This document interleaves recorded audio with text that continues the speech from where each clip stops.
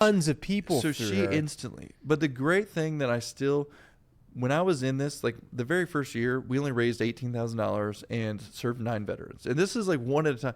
I only knew 3 songwriters in Nashville at this point. Mark Irwin, well, 4 now. Mark Irwin, who wrote with me, and then these other 3 who wrote with me. So I knew I needed at least 2 pro writers per veteran I was bringing to town. So I was like, okay, I'm going to find another veteran who needs this. And I asked Jesse who needs this, and he told me about his cousin who served in the Marine Corps, and I met him, and I said, hey, I'm going to bring you down to Nashville, and we're going to write with these guys, like this other guy I just met through Mark Irwin connected me. Now, why 2? Why 2 songwriters? I always, because I felt like even if you're a really good songwriter, you don't want my life in your hands by yourself. And in Nashville, co-writing is a big thing. I started another company called We Should Write Sometime that's like Bumble or Tinder for songwriters to connect songwriters around the globe, because you need to write with multiple people. There's a whole thing. I'll go down that rabbit hole if you want to talk about that in a little bit. But usually you're always writing with 3 or 4 people anyways. So it's the most comfortable. It's the easiest to get stuff out. But if you had a veteran and another veteran in there and you're trying to tell their whole story, it's really hard. Because especially if you're quiet for a little bit thinking and they're talking. So you always want to have people to bounce things off of. And so, but I needed a minimum of 2 writers per veteran I brought to town. So I would come down with the veteran, and we'd stay in for the very first veteran, Jesse, we stayed in the same hotel room.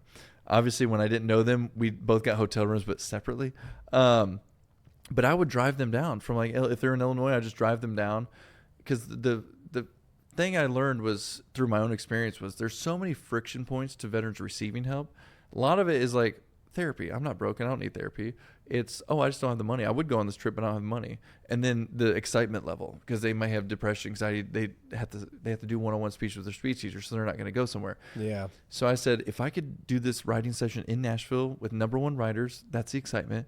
If I could pay for their flight, food, housing, or their gas down here, and that's going to get that out of the way. But the last thing that they needed was a battle buddy. Like when I needed the most, when I'd go to the cornfield and cry, I'd call my buddy Jeremy, and luckily he'd answer. And he'd just be like, what's wrong? And I'd be like, I don't know. I just feel weird. And so I said, I'm going to be everyone's battle buddy. So when I called, like Jeremy Jansen, who was his cousin, I said, hey, I was in the Marine Corps too, blown up 4 times. My friend was killed. What'd you go through? And he'd tell me about being in the blast with Jesse and the other guys. And he'd tell me the story about how felt like when he was coming home, he was left behind, all this stuff. I said, well, cool. I'm going to bring you to Nashville. I'm going to be with you the whole time. I'm going to be in the session with you. I'm going to do this. So it made them feel comfortable that they had a battle buddy. So one at a time, I'd bring these veterans down. While we were here, we'd go out and listen to more songwriters sing. And so I'd be with Jeremy. I'd see these songwriters like Brian Davis would play One Hell of an Amen that he wrote for Brantley Gilbert. He'd get off stage. I'd run up to him and be like, hey, I bring veterans to town. Would you ever write with one if I did? And he's like, yeah. And he'd give me his number.